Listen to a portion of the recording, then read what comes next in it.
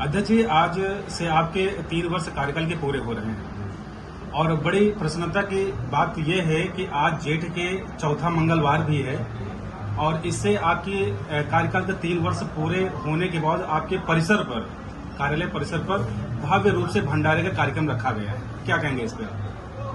बस यही कहना चाहेंगे कि 3 वर्ष पूर्ण हुए हैं, काफी विकास कार्य कराए गए, रोड इत्यादि के कार्य कराए गए, पेयजल से संबंधित कार्य कराए गए, वाटर कूलर लगाए गए, प्रकाश की व्यवस्था में स्ट्रीट लाइट लगवाई गई, पोल सहित भी लगवाई गई, हाई मास्ट लाइटें लगवाई गई और अटल पार्क का निर्माण हिलौली रोड पे चल रहा है, जिसमें शादी ब्याह में कर सके लोग बात। उसी मैदान में एक मार्केट भी आ रहा है जो कि पहली बार नगर पंचायत ओर से बनवाया जाएगा। लगभग काफी बड़ा मार्केट आ रहा है और मोतेश्वर मंदिर प्रांगण के सौंदर्यीकरण हेतु आपका वहां पे भी तिराहे पे पार्क का निर्माण होने जा रहा है और आपके जितने आदर्श, प्राचीन और नवीन स्कूल हैं कायाकल्प के तहत उनका भी कायाकल्प होने जा रहा है, जो कि आपको विगत 1.5-2 महीने में दिखाई देने लगेगा उसका कार्य।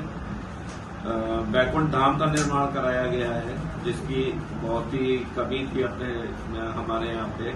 गरीब लोग बेचारे, उनको दाह संस्कार के लिए भूमि उपलब्ध नहीं हो पाती थी, तो बैकुंठ धाम का भी करा गया और बहुत सी ऐसी योजनाएं हैं जो अभी चल रही हैं, स्वीकृति पे लगी हुई हैं। जैसे जैसे स्वीकृत होती जाएंगी वैसे वैसे कार्य करवाते जाएंगे और मैं तो इसको ईश्वर का आशीर्वाद ही मानता हूं कि आज हमारा 3 वर्ष पूरा हुआ है। 3 वर्ष में पूरे होने के उपलक्ष्य में प्रभु श्री हनुमान जी ने हमको आशीर्वाद रूपी मौका दिया कि हम बड़े मंगल के उपलक्ष्य पे उनकी सेवा कर सके। जेठ माह के पावनपुरी चौथा मंगलवार है, जिसमें भंडारा का कार्यक्रम चल रहा है। आज से ही चौथा वर्ष आपका प्रारंभ भी हो रहा है और चौथे वर्ष प्रारंभ होने के साथ साथ आपने चुनाव के पहले एक घोषणा पत्र जारी किया था, जिसमें मुख्य रूप से आप सीवर लाइन की बात कही थी।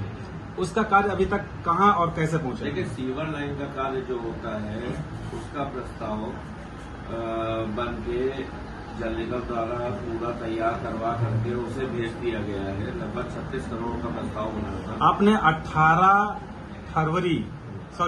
18 मार्च तकरीबन ऐसे कोई डेट थी जो सन 2023 को आपने एक इंटरव्यू में कहा था कि जीतने के बाद सबसे मुख्य लक्ष्य, पहला लक्ष्य हमारा सीवर लाइन का होगा।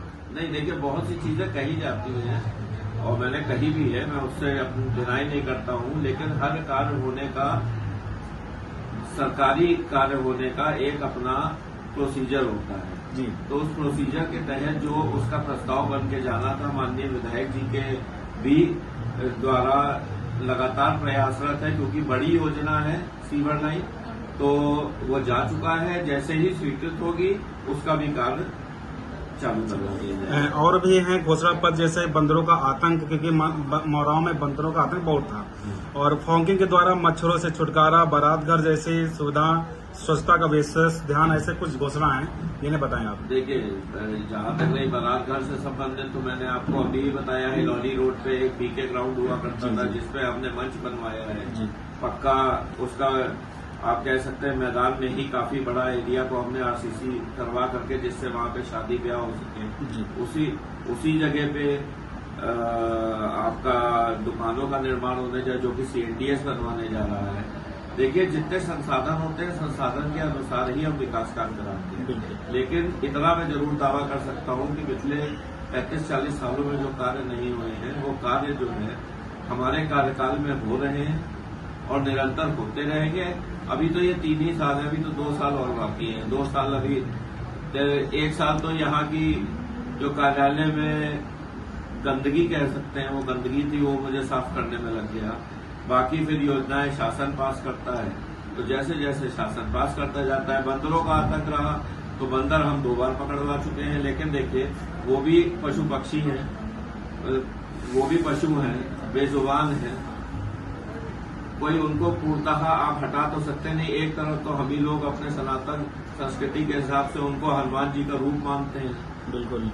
तो हनुमान जी का रूप मानते हैं तो हमको उसका भी ख्याल रखना पड़ता है कि हम उनके साथ कुछ गलत ना होने दें। उनको पकड़वा के किसी ऐसी जगह पे भेज देना मैं ज्यादा उसे गलत मानता हूँ कि जहाँ पे उन्हें भोजन ही ना प्राप्त हो सके, क्योंकि आजकल लगातार पेड़ कट रहे हैं, लोग बाग पेड़ काट डालते हैं तो उनको भोजन भी नहीं मिल पाता है, तो उसका भी हमें ख्याल रखना है। और अगर ऐसे जानवरों को मेरा मानना है सब लोग अपने अपने घर से 2-2 रोटी दे दिया करें तो ये लोग आतंक करना ही बंद कर दें।